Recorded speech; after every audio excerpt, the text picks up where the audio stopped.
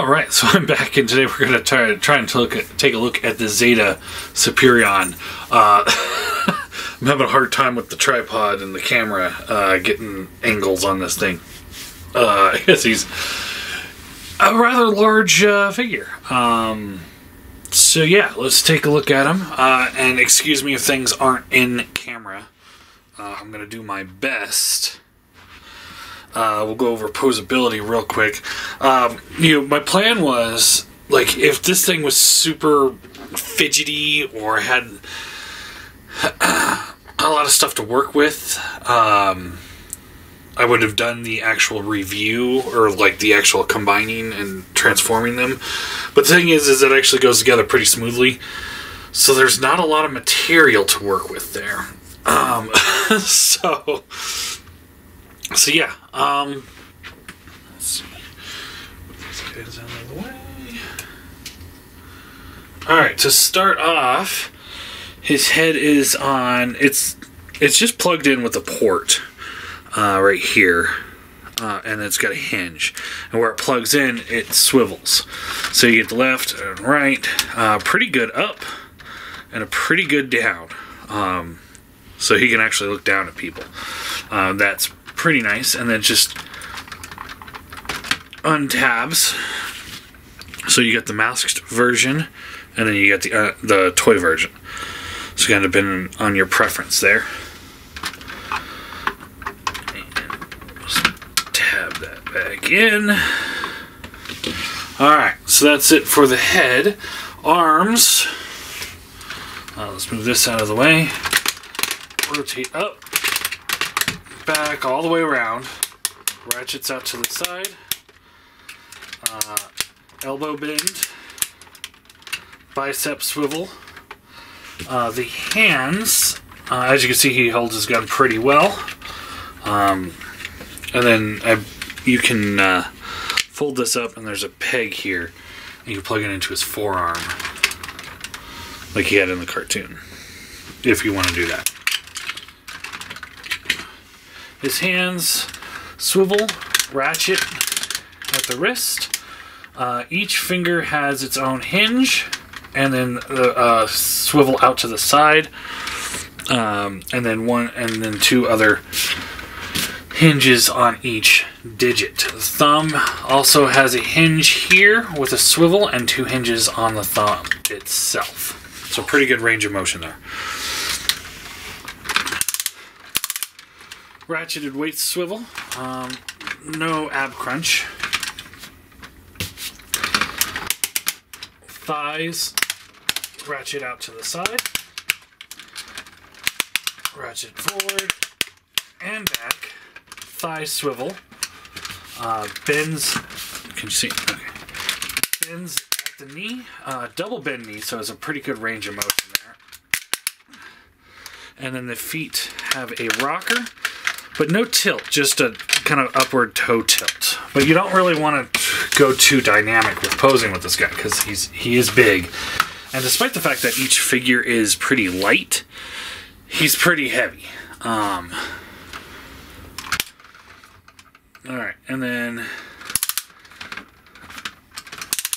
what I meant to do from the back. So these jets here, because of the way they... Let me angle that down for you. So the bottom jets here, because of the way they have to sit, are on the floppy side. So I think they should have been able to tighten that up a little bit. Like this one's not too bad, but this one is. Maybe I got something wrong. That's always a possibility. I never discount that. And then the same obnoxious thing here with Silverbolt, where it doesn't really tab in all that well, or at all, for that matter. He is trying to lean back here, but let's put him back here. There we go. I thought about doing a size comparison with him and Bruticus from MMC, but seeing as we all know that they're different scales, it really wouldn't have made a difference. It wouldn't matter. Whew. I'm exhausted.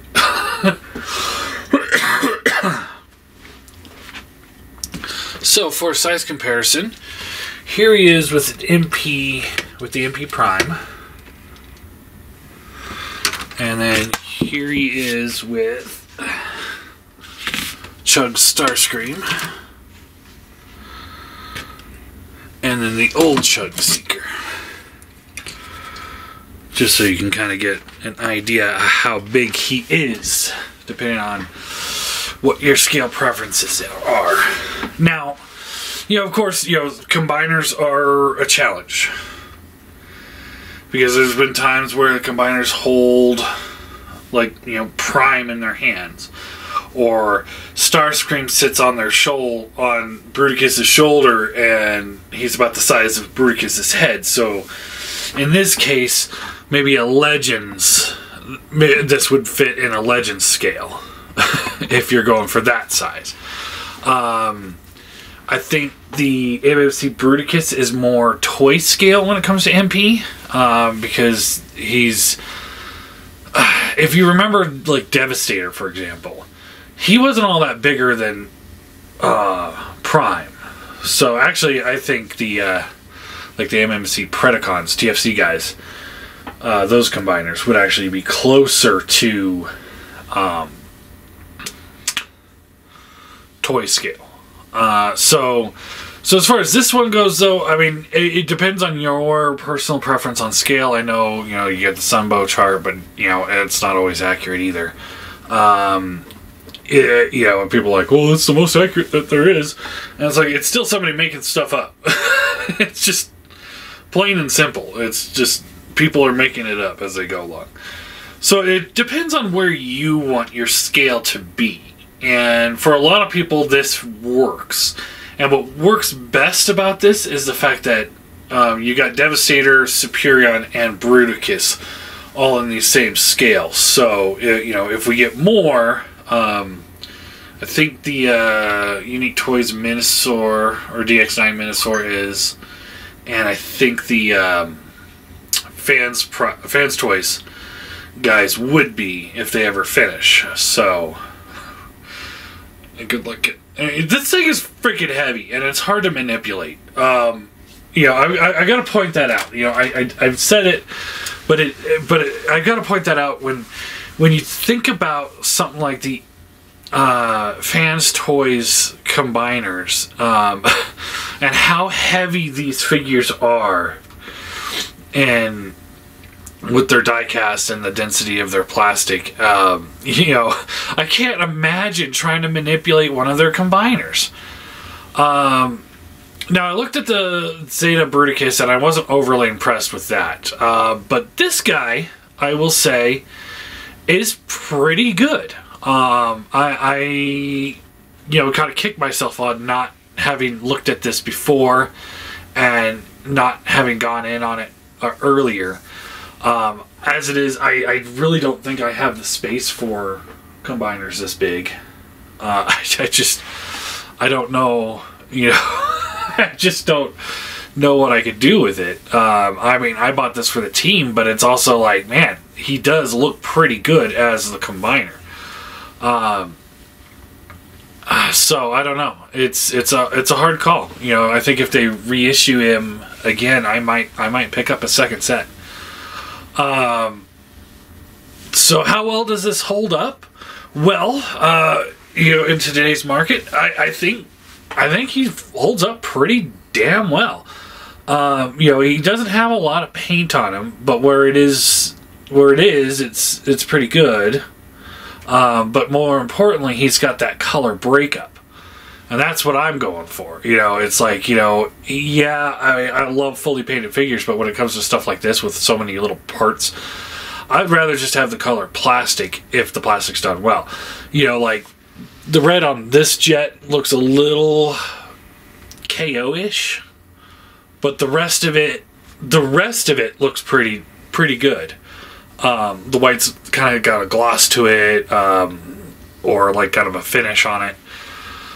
I think it scales well with the Prime, as you can see. This is definitely a big, intimidating piece. I think it looks good. Functionality-wise, you got your two issues are those back jets, which I'm going to give it half to them, half to me. But, you know, you also got, like, little side panels hanging off. Well, maybe those will actually close up. Let's see. Maybe they're supposed to be closed up.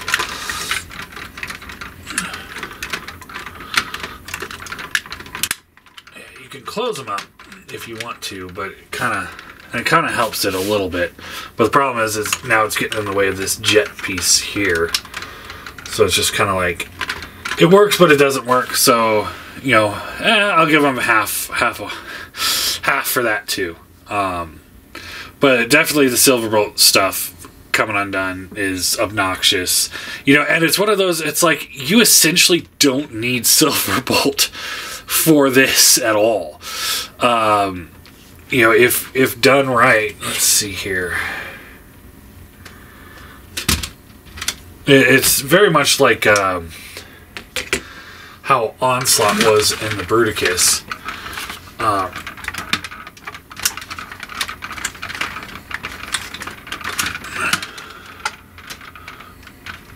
just trying to see if I can just slide him out.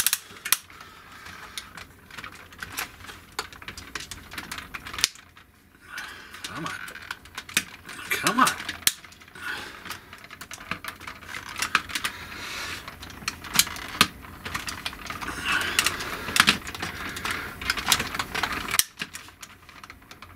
There we go.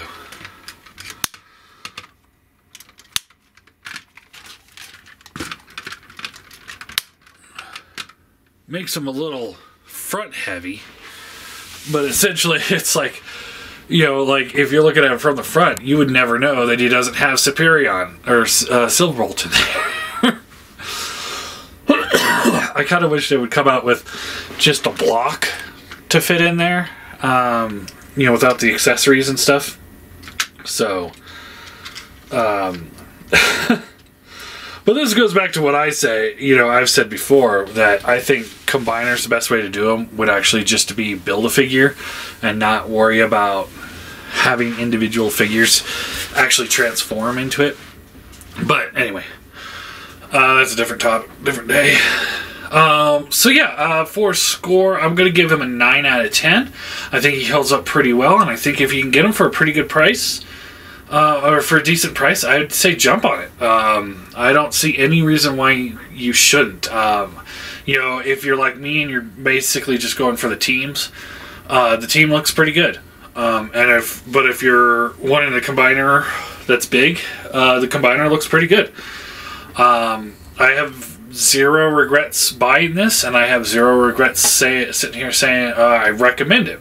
So, you know, if you're interested in it, definitely take a look, see if, you know, hopefully they'll do another reissue of it, and people that missed it originally can get on board with it. But yeah, I think they did a pretty good job on this one.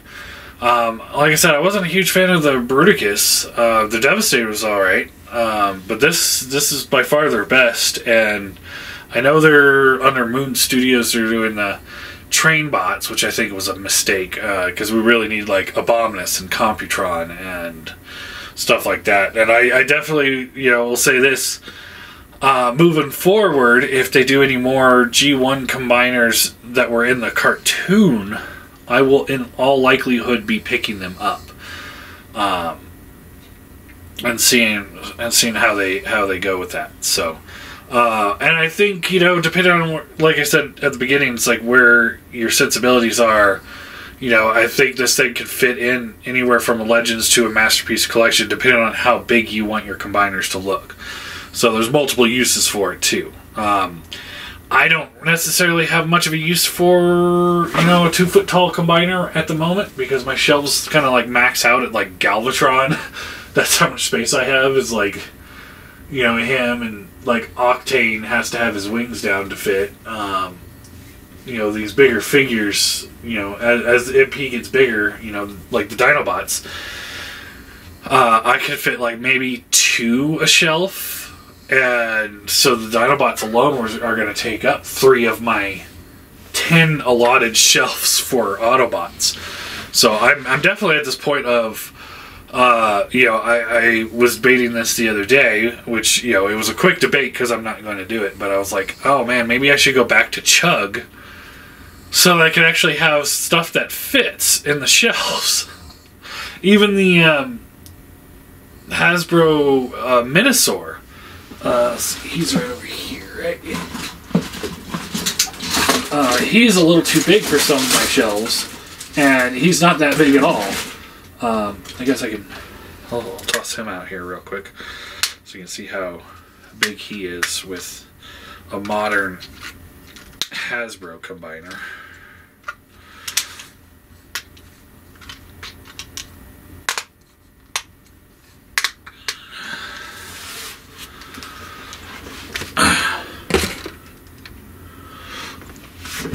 So about half. So I don't know. I don't know if I'm going to continue with the Hasbro stuff, but I mean I'm going to finish this set for sure. There's things I like about it, things I don't like about it, and size is one of them. But anyway, I guess that's really all I got. I do recommend him. Yeah, what did I say? 9 out of 10. Yeah, I think I'll stand by that.